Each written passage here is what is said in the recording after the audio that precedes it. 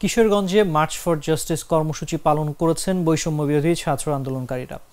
বুধবার দুপুর 12:30টার দিকে কিশোরগঞ্জ চিফ জুডিশিয়াল ম্যাজিস্ট্রেট আদালতের সামনে শিক্ষার্থীরা অবস্থান নেন। প্রত্যক্ষদর্শীরা জানান, প্রশাসনের ব্যাপক অবস্থানের মধ্যেও বিভিন্ন গেট দিয়ে আদালত প্রাঙ্গণে প্রবেশ করে মার্চ ফর জাস্টিস কর্মসূচি পালন করেন শিক্ষার্থীরা।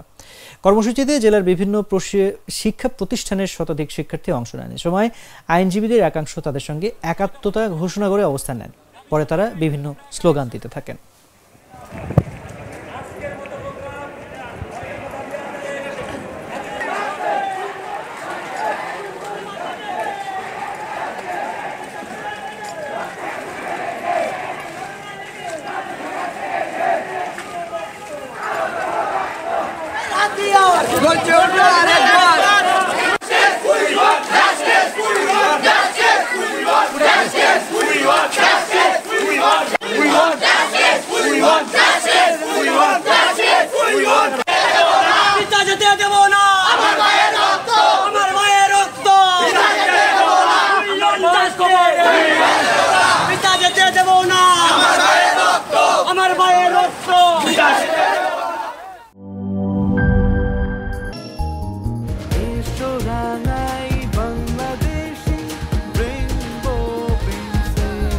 রেইনবো পেইন্টস, ছড়াও জীবনের রং।